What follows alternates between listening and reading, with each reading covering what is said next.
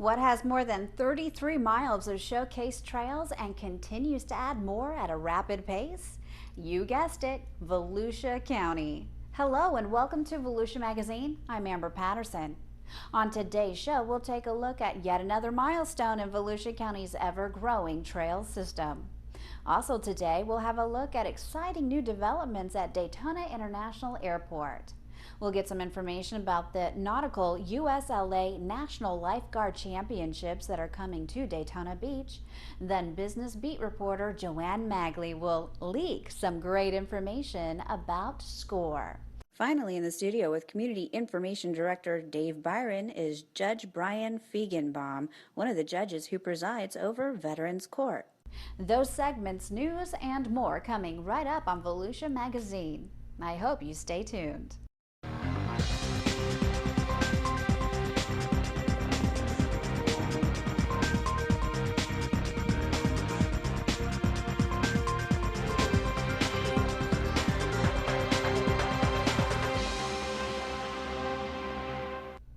More than 2,000 of the nation's top lifeguards will converge on Daytona Beach this week as they compete in the nautical USLA National Lifeguard Championships.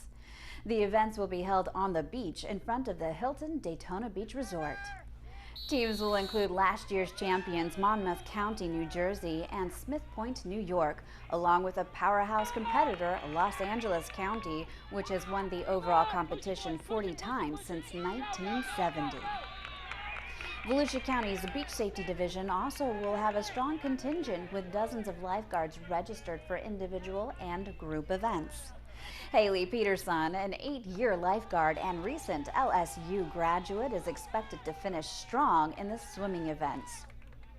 Junior lifeguard events will be held Wednesday, while lifeguard competitions will take place Thursday through Saturday.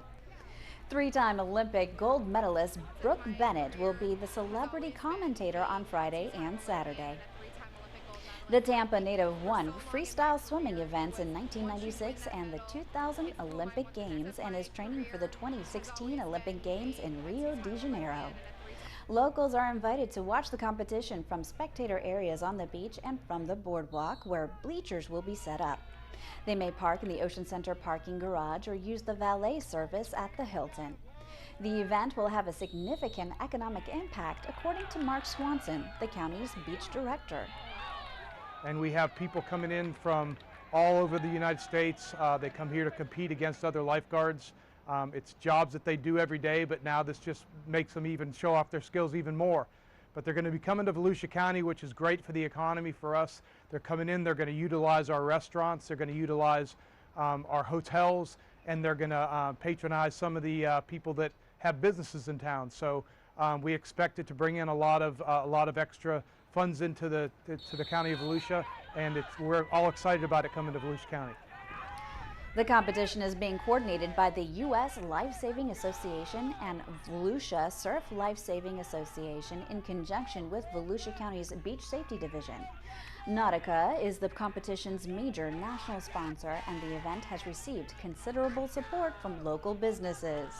Brown & Brown Insurance, which donated $25,000, is the title sponsor, while the Daytona Beach Area Convention and Visitors Bureau allocated $15,000 for publicity. Learn more about the USLA Nautical Lifeguard Championships at volusia.org or usla.org. Trails enthusiasts are celebrating another milestone in Volusia County's ever-growing trail system. The county recently completed another 3-mile leg on the East Central Regional Rail Trail near Osteen. Volusia County recently completed the trail section between Guys Road and 415 in Osteen. That recently opened up. It goes from the toe of the bridge over 415, 2.6 miles to Guys Road.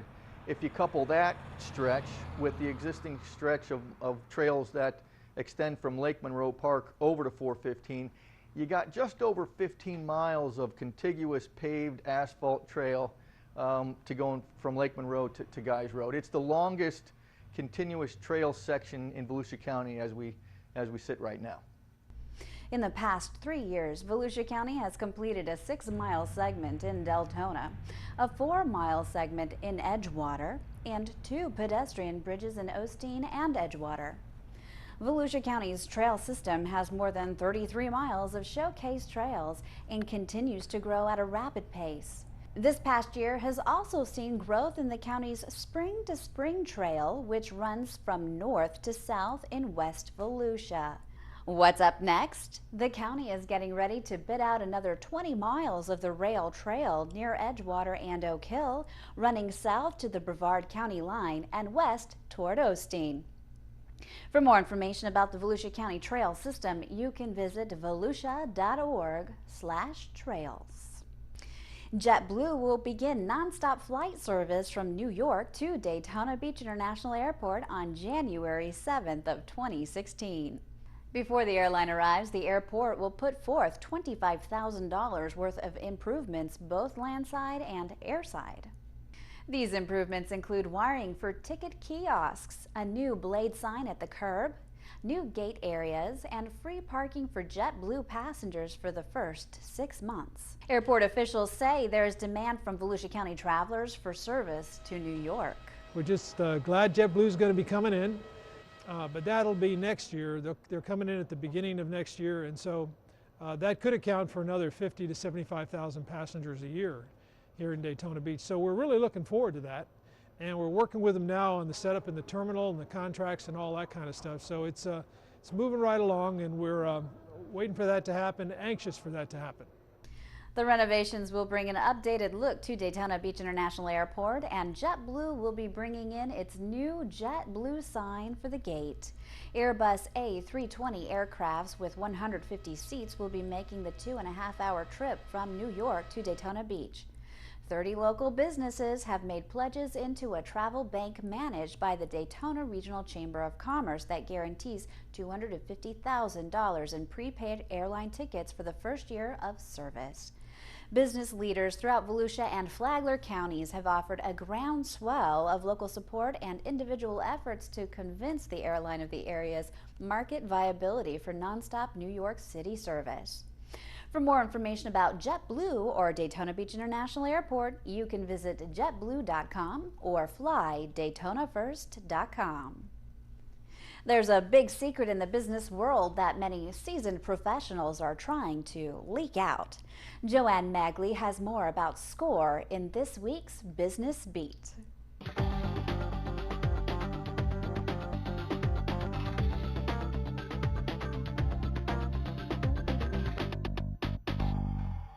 SCORE originally stood for Service Corps of Retired Executives, but through the years, the organization has attracted many volunteers who aren't retired and are either running small businesses or are entrepreneurs themselves.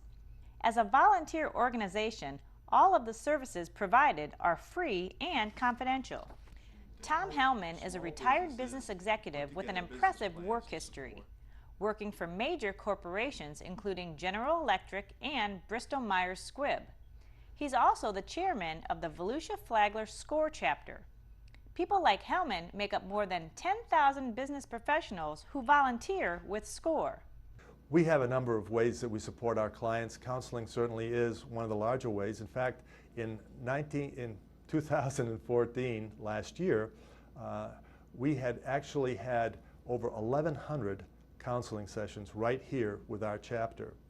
We had discussed and helped over 700 potential small business owners. So counseling does represent a great deal of what we do. We also have a cyber counseling activity where we help people that are outside of our 2 counties, and that we do through emails. So when you think about it, it's about 2/3 in-county and about 1/3 cyber. In addition to counseling, SCORE provides workshops in partnership with Volusia County's UCF Business Incubator in Daytona Beach. In the first 6 months of 2015, there were 45 workshops with more than 1,500 attendees. Rosalie Kalman is the former office manager and current certified counselor for the local SCORE chapter, and for years has been the first point of contact for potential clients. The workshops help in actually a couple of different ways to the overall thing. It first gets the people in to give them the information that they need about how to run their business, how to start their business, how to improve their business and make it grow. That's what the workshops are all about. But it's also the area that we can also get the clients to come in for counseling. Most small businesses, depending upon what region you really are calling from, are startups. And as a startup, they usually have financing or funding questions. You know, help with a grant, help with a business plan to go to the bank to get the financing. Hellman says SCORE has a proven track record of helping new and small businesses succeed. We are part of a broader, what we would call economic development ecosystem. And that system is really led by the Volusia County Economic Development Group. It includes Small Business Development Center.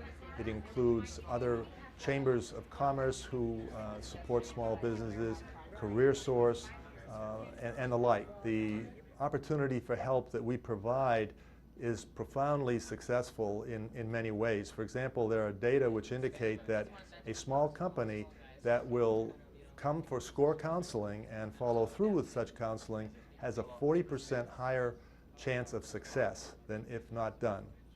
For the Business Beat, I'm Joanne Magley. And SCORE has several free workshops scheduled in August and September, including effectively marketing your small business, how to successfully start your own business, social media marketing made simple, and planning for success by having a business plan. For more information, you can visit score87.org or you can call 386-255-6889. The Help Me Grow program is now offered at the Department of Health, Volusia's WIC and Nutrition Services. Help Me Grow is a unique, comprehensive, and integrated statewide system designed to address the need for early identification of developmental and/or behavioral concerns, and then to link children ages birth to 8 years old and their families to community-based developmental and behavioral services and supports. Stephanie Strong has more in this segment of Community Health Matters.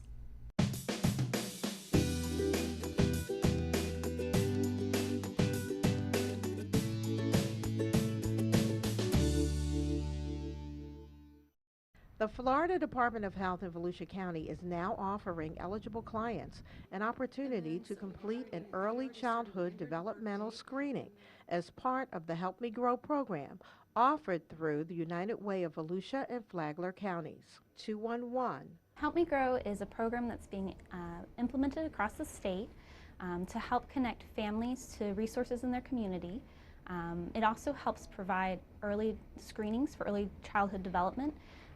And from those results, help connect the families to community programs that can help the children reach their full potential before they hit school.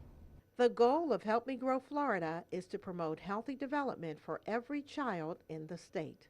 Help Me Grow is important because early detection and intervention for childhood development is critical for children to have the best outcomes.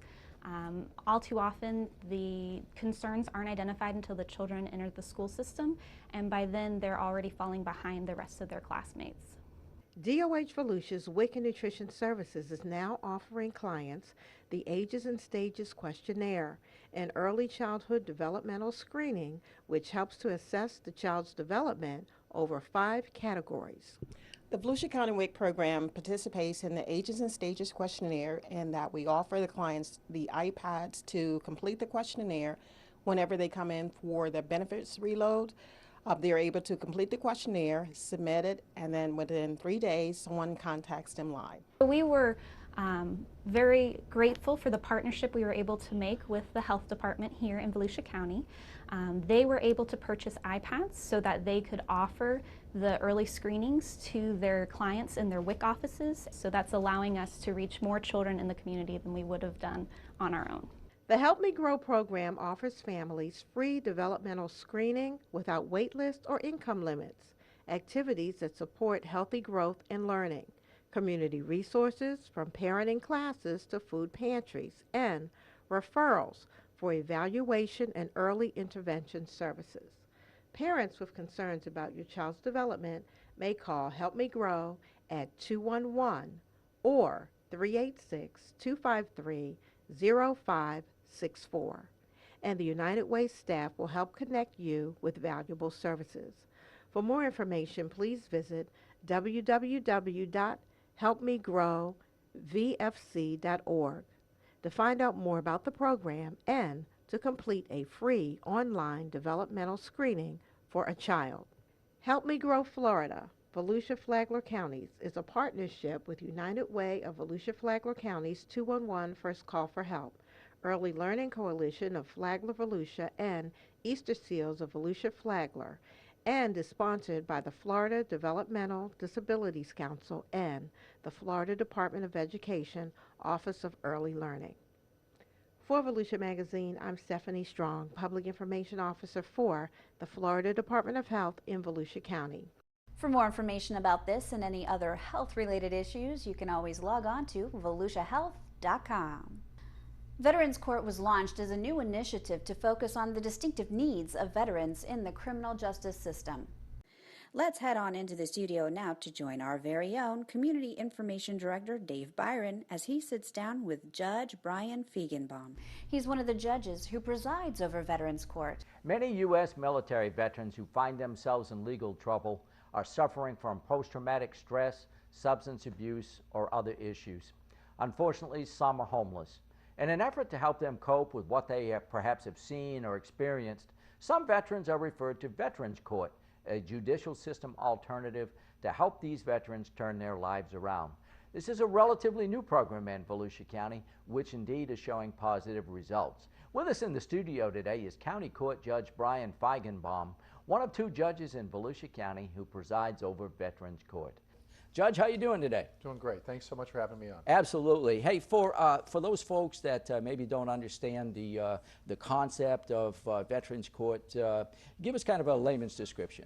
Well, it's a specialty court that we've had for just a short of 2 years now, and like drug court or DUI court, we try to handle things in a different way. Right. And when someone is either active service member or had a general or honorable discharge, we try to work with them and try to solve a problem rather than to try to incarcerate necessarily. So we try to work with people. I know obviously you're working with these veterans, you see them as they come before you.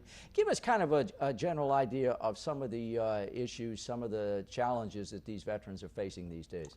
Well, we have a lot of servicemen that go through a lot of stress, obviously overseas, that see a lot of things, have to go through a lot, and they come back and it's tough to cope, I think. Right. And sometimes people find themselves using alcohol or other substances, right, or just have anger issues for a variety of reasons. So we'll see people with battery or DUI, disorderly right, conduct. We'll see people with serious offenses, but they're not major felonies.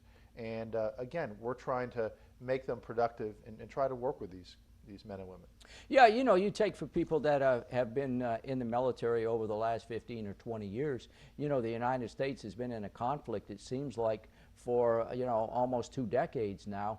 And for those folks that are in the active military, they're getting deployed multiple times within a very short period of time. They get home, they rest up a little bit, and then they send them back. Do you think that that's having an impact on some of the issues that these veterans are facing these days? Well, absolutely. I mean, back at the Vietnam War, often you would do one tour. Like right, you said, it's not just the regular Army, the National Guard, the reserves. Right. We're asking people to go over there for very stressful situations and go there over and over again at times. Right. And so, yeah, it does build up, and there's a lot of stress. There's a lot of traumatic brain injury. There's a lot of, as I said, the PTSD issues that develop over time. And so I know that there's a great effect that has on them when they're over there. And coming back, it's difficult to deal with this new reality. Right. My son was a Cab Scout in the United States Army. He's now out of the Army, but he did 3 combat tours in 8 years, and my understanding is you have direct family members that are pretty much in the same circumstances. Well, yes. My father was in the Vietnam War, and he was a major in the Army Medical Corps, but my brother is with the South Carolina Army National Guard. He's done 2 tours in the Afghanistan and Iraq War. So he's been 100 missions, missions, and he's been through a lot himself. Right. And I know what it's like for his family and us to see what he goes through for his kids. Right. There's a lot of pressure on families as well when your loved one's overseas. Right. One of the best things about Veterans Court is that we have peers. We have other veterans that are there as volunteers, people like with Team Red, White, and Blue, the local Vietnam veterans, Chapter 1048, some veterans there to be friends that have walked a mile in their shoes. So we have people there that can try to be someone they can talk to.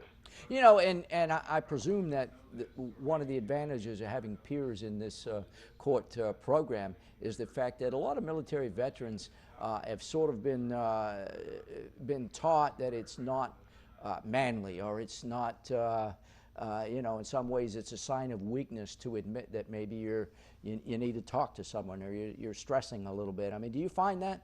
Well, I see it a lot. I thought the movie American Sniper did a good job in showing kind of stresses and the difficulty is in talking about what you've seen, what you've had to do, what friends you've lost, just different things you've been through. So until you walk a mile in someone's shoes, it's really tough to judge someone.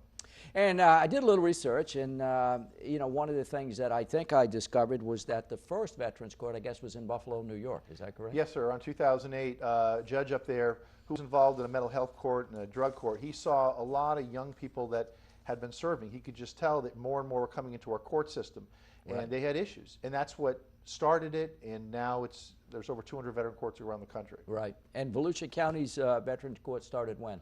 2011, November 2011, around Veterans Day, and it's all due to Judge David Beck, a Vietnam veteran himself, who wanted to get this going in this area. He brought me on board to work with him because he was going to be retiring, and so he still comes to court just as a volunteer to be there because he feels so strongly about his brothers that served with him in Vietnam. So what do the numbers tell us? I mean, how many numbers are you running through Veterans Court these days? I guess it's sort of on the increase, isn't it? It has been. It started out with a handful, but as the word has gotten out through the defense community, from the state attorney's office, they're aware of what we're doing, and I think it's helping a lot of people. We started out maybe with 2 or 3 guys that first month. Right. Now we're up to 40, both on the east side and the west side combined. We've had over 124 veterans go through our program. Wow. And I can tell you the numbers. We've had 85% have completed it with great success. Wow. And less than 7%, 6% have become recidivists or done other offenses. So those are a lot better numbers than the normal docket system. It really is. So obviously, you know, through the court system, you have to have criteria for someone that would be eligible to kind of be diverted to Veterans Court. Yes. What do you look at in terms of the offenses and the types of people that would be good candidates for this? Well, we started out with misdemeanors, and like I said, the DUI, the battery, the disorderly intox, those sort of things. We have expanded. The state attorney's office has been open to some third-degree nonviolent felonies, and there could be exceptions. You know, if it's a battery on a police officer or some case where it's not a really violent situation, I think the door is open for consideration of other cases coming in.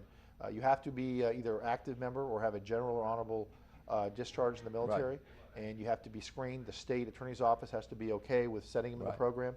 And it's a court not designed to go to trial or to fight the charge. You have to kind of take responsibility. And then we work, and there's a lot of benefits to it.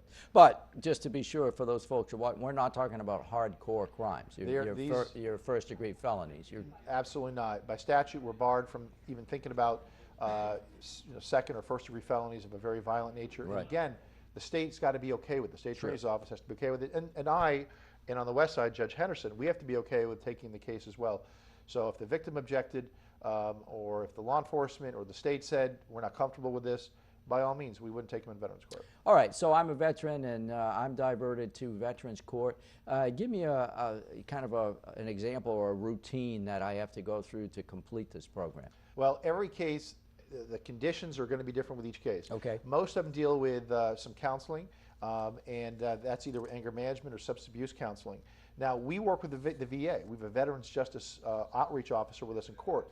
So everything that a veteran would normally have to pay if they were in regular court, it's through the VA. There's no extra cost. Interesting. The community service is done through other veterans groups. That's the idea. So you're giving back to your fellow veterans.